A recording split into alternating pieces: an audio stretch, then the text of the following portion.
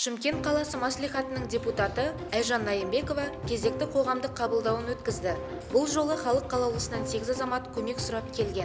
Қоғамдық қабылдауға келген азаматтар әлеуметтік көмек, жер кезегінің жылжымауы, зейнетке шыққанда еңбек өтілінің есептелмеуі сынды мәселелермен жүгінді.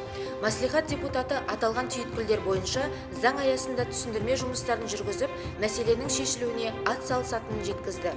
Бүгін 10 август күні Аманат партиясы Шымкент қалалық филиалы қоғамдық қабылдау бөлмесінде Шымкент қалалық мәслихаты депутаты Аманат партия фракциясының мүшесі ретінде қоғамдық қабылдау өткіздім. Қоғамдық қабылдауға 8 адам қатысты келді. Оның ішінде көбінесе жаңағы әлеуметтік көмек сұрайды. Ол әлеуметтік көмек сұраған адамдардың баршасына көмектестік. Бір кісі келіп, жаңағы 2006 жылдан бастап жер очередінде тұр екен, бірақ сол очередь жылжымай тұр екен. Бүгінгі таңға 28.867 очередте тұр.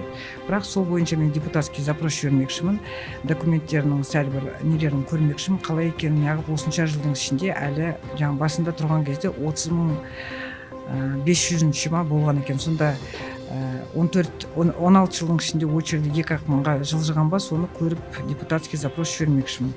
Қоғамдық қабылдауға мәселесімен, шын мәселесімен, жанды мәселесімен келетін адам аз деп ойлаймын. Потому что, видимо, проблемалар жоқ та, онда үлкен проблемалар. Жаңағыдай жұмыс тауып беріңізші дейтін адамды естімеппін да. В основном бәрі келеді, өкімет тарабынан АСП алады.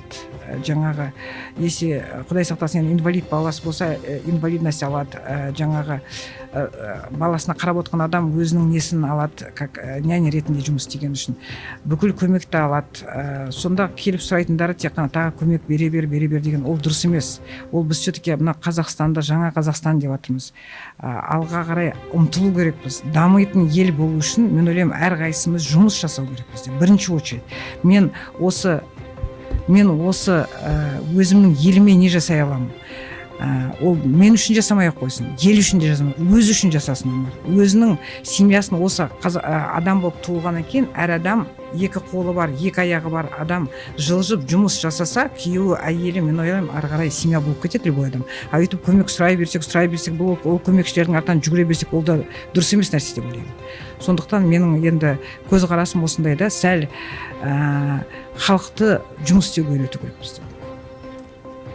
Келген адамдарға жаңағы жүгіріп әлеуметтік көмек бере бермей жұмыс тауып беру керек. Ал жұмыс тауып берсек, ары қарай енді адам ол уже өз айлығына, жаңа продуктысында, әлеуметтігінде бәрін алады деп ойлаймын.